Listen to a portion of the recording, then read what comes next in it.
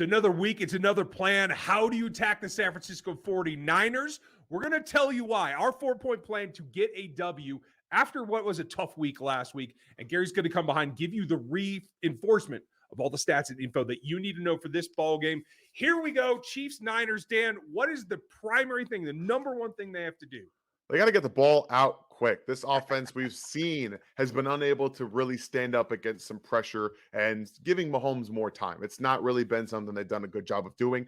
They haven't had the receivers to get open quick. You're probably going to be facing a pretty hurt, injured, whatever you want to call it, secondary of the San Francisco 49ers. So we need to attack that quick. Need to get the ball out, start bringing them up a little bit. That's when you can start attacking them down the field, especially chunk down the field with Travis Kelce. It's going to be difficult against, one of the best coverage linebackers in the NFL. But I think they're going to find ways to get him utilized differently in this game. So, yeah, get the ball out quick and into your playmakers' hands. Sky Moore, cough, and to be able to get some yak after some of these catches. There you go. It's like it's a theme this week. Yes, it looks like Travarius Ward isn't practicing, may not be able to go. There's a club on Ward's hand. I like what you said because that's my next key. You have to go attack the strength of this defense. There's two of those. One, getting the ball out quick, negates Bosa. The other one is Fred Warner, go attack him. Yeah. You do that by when they give you a short box, you go run at it. I know it's a broken record, folks. Just think back to the Bucs game, and now you see why that works. Warner in particular will wear down, will take up so many reps on Kels. If you can wear him down physically just a bit, you're giving yourself that much more of an advantage. You can get some safety setups, that kind of thing. So it is, despite everybody's inclination, and Andy Reid's most effectively, run the ball some against this team. I mean, we've seen Eric Bieniemy even talk today about how they're just supposed to do their job, regardless of getting any kind of rhythm, an offensive line. It doesn't matter. Apparently, EB just kind of has that mentality. So it is what it is. To piggyback off all this stuff, like we saw last week, you guys watched the film room that I did about the whys.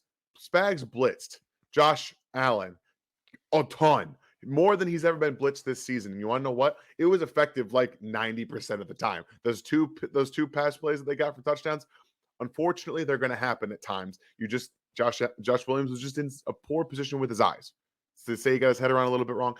Jimmy G is not Josh Allen.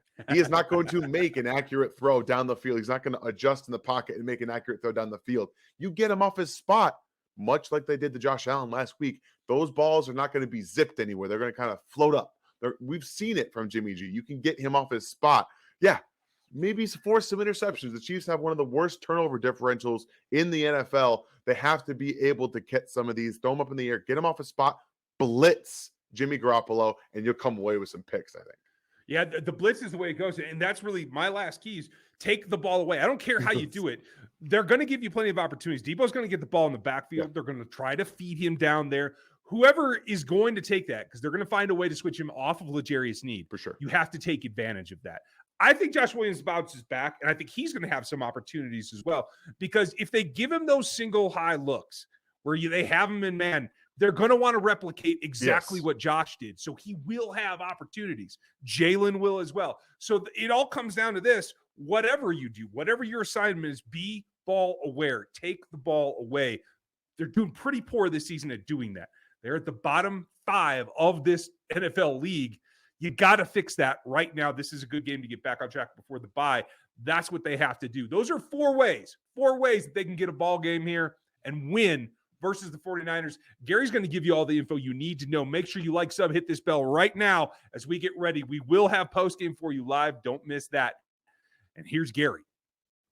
All right, now let's hit the stat primer. This is the 14th regular season matchup between the Chiefs and the 49ers. The 49ers lead the series with a 7-6 record over Kansas City. The last time Chiefs faced the 49ers was in the Super Bowl, but prior to that, they faced them in 2018. And that was the game where Mahomes made that crazy touchdown pass to Chris Conley, which was one of my favorite plays of Mahomes so far in his career. The NFC West has given Coach Reid some trouble. He's 5-4 versus the NFC West since coming to Kansas City. Looking at some of the stats, in terms of offensive comparisons between the two teams, the 49ers surprised me a little bit. Their offense was a little better than I thought it was going to be. So in terms of yards per play, the Chiefs rank 6th in the NFL with 5.9 yards per play. the 49ers rank 10th with 5.7 yards per play. The passing offense is really what surprised me. The Chiefs are 5th in the NFL with 6.9 net passing yards per play, and the 49ers are tied for 5th as well with 6.9 passing yards per play.